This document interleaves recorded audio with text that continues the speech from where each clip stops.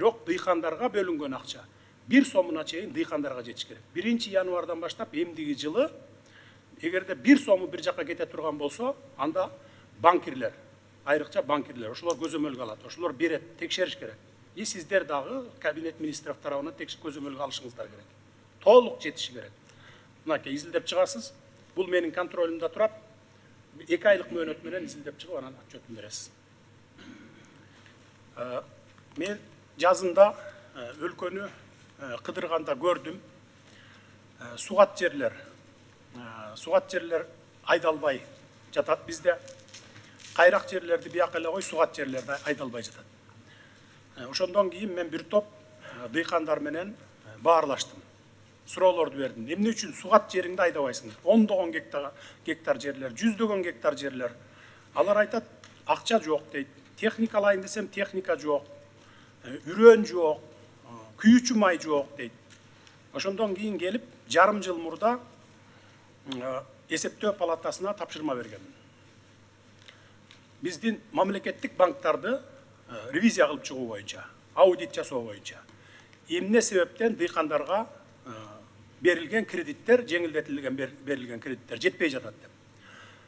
Кече жакында бүттү, ушу жарым жылда. Ал бул эле маселе эмес, дагы 4-5 маселелерди тапшырма бердим эле, аны алдыда айтып кетем. Алар текшерип келип бүтүп маған отчетун беришти. Бул жерде дыйкандарга бөлүнгөн, мамлекет тарабынан бөлүнгөн акчалардын 3% дыйкандарга жетет экен. 3%. Калган 97%-ын жалаң бизнесмендер, депутаттар, министрлер, губернаторлар, алардын жакын туугандары алат экен. Мына 6% менен. А биз өкмөт дыйкандарга берип атабыз ал акчаны, кредитке деп. 100% дыйкандар алыш керек болчу. А биякта жалаң чиновниктер өзлөрү туугандары менен алып иштеткен. Кайра жаап койгон. 1 жылдан 3 жылга чейин берилет бул кредит. Мамлекет тарабынан дыйкандарга берилет. Ошон үчүн жерлер айдалбай, түшүм жок болуп, баягы тамагаш боюнча коопсуздук маселеси бар да. Кооптуу маселе жаралып турат. Мына ушунун кесепетинен келип чыгып атат. Бул экинчи маселе каралат, анда дагы айтабыз бул сөздү. Ошондуктан мен тапшырма берип коюшум керек. Анткени сугат жерлер айдалбай, чөп басып жатса, чөбүн чабат экен дагы сатып ийет экен. Башка айлам жок дейт. Чөбүн чаап сатып ийишим керек. Башка түшүм айдай албайм дейт. Же буудай айдай албаса, же картошка айдай албаса, биз мына сырттан импорт кылып атабыз. Мына ошондуктан азыр мен ушуну берип коеюн. Аттарын атабай эле коеюн. Бул жерде депутаттар да бар, министрлер да бар, губернаторлор да бар, алардын туугандары бар. Азыр депутаттыкка бараткан талапкерлер да бар арасында. Мурда депутат болуп жүргөн, министр болуп жүргөндөр. Аттарын атабай эле коеюн, эми этикага туура келбейт. Ошондуктан ушул маселени мен Камчыбек Кыдыршаевичке сизге тапшырамын. Изилдеп чыгып, кимдерге берилген кредиттер, эмне үчүн дыйкандарга жеткен эмес? Кайсыл банктар берген? Мисалы, Айыл банк менен бул РСК банк жөнүндө. Жеке банктар да бар, мамлекет аркылуу дыйкандарга кредит берген банктар бар. Ушуларды текшерип чыгып, чечим кабыл аласыз. Банктарды бул жерде алган бизнесмендерде бир 15-20 күнөө болсо болгондур, анткени алар баягы сүйлөшүү жолу менен коррупцияга барып, эми бул жерден 6% менен албайт да коммерцияга. Сөзсүз түрдө бир жок дегенде 4%-ин шапка кылып берди да банктарга. Болбосо ал банктар бербейт эле да. Дыйкандарга берем дейт эле да, бизнеске эмес. Туурабы, туура эмеспи? Бирок алган бизнесмендерди күнөөлөштүн кереги жок. Өткөн иш өттү, кеткен иш кетти деп коюш керек. Банкирлерди тактап чыккыла. Эмне себептен дыйкандарга бербей бизнеске берип жиберген. Ошолорду тактап чыккыла. Анан 1 январдан баштап өкмөттүн мүчөлөрү, кабинет министри Акылбек Үсөнбекович эсиңиздерде болсун, бир дагы сом дыйкандарга бөлүнгөн сом башка багытка кетпеш керек. Биз орто жана чакан бизнести дагы каржылоо боюнча программаларды иштетип атпайбызбы? Пожалуйста, ошол программа менен алышсын бизнесмендер. Биз бизнесмендерди акча албасын дебейбиз. Бирок дыйкандарга бөлүнгөн акча 1 сомуна чейин дыйкандарга жетиш керек. 1 январдан баштап эмдиги жылы эгерде 1 сому бир жакка кете турган болсо, анда банкирлер, айрыкча банкирлер, ошолор көзөмөлгө алат, ошолор берет, текшериш керек.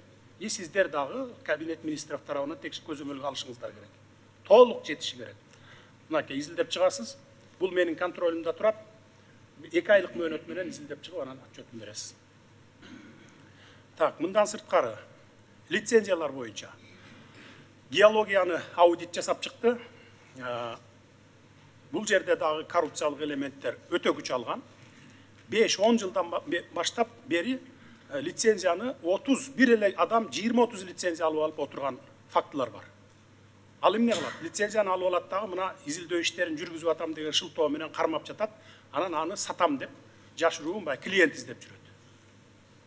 Чет өлкөдөн келген инвесторлорго мына 1 миллионго сатам, 5 миллионго сатам деп ал жерде баалуу металдардын лицензиялары бар, темирдики бар, көмүрдүкү бар, жана башка дегендей.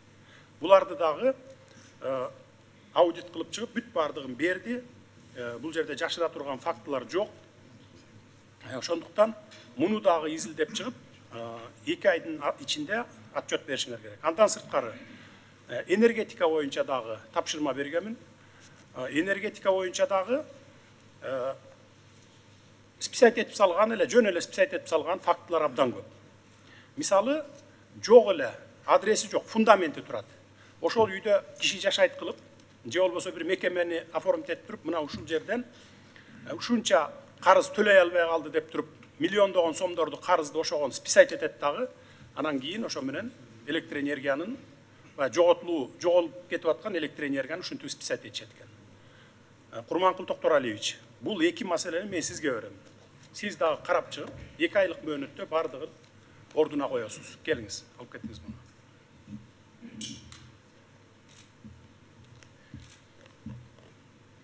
Списать этилген кайсыл адреске сиздер баарын билесиздер. Райондун эле прокурорлору жетиштүү болот. Ар бир районго өзүнчө тапшырма бериңиз. Кайсы адреске канча электроэнергиянын киловаттын списать этишкен. Бардыгын изилдеп чыксын, качан болгон. Акыркы 3 эле жылдыкын текшерттим. Акыркы 3 эле жылдыкын. Андан ары түшсө дагы бир топ 1 жылдык убакыт алат эле. Мына жарым жылда 3 жылдыкын гана текшерип чыкты. Акыркы 3 жылдыкын гана. Мына ушундай фактылар чыгып атат. Бара берсеңиз болот. Мамлекеттик мүлк боюнча дагы.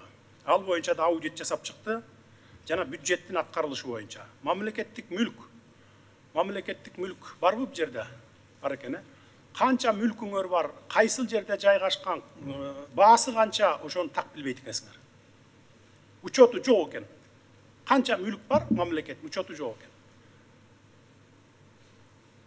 Ошондуктан мунун бардыгын изилдеп чыгып, барын учетко коюп, баасын баалап, биздин канча мүлкүбүз бар республика боюнча.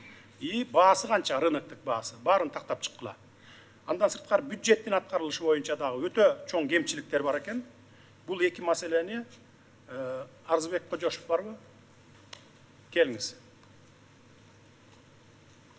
Мен сизге берем, муну көпкө күтүштүн кереги жок. 2 ай убакыт өтө көп туклар. 1 айдын ичинде бүтүп чыгып, мага отчетун бересиз. Ордуна койгула барын.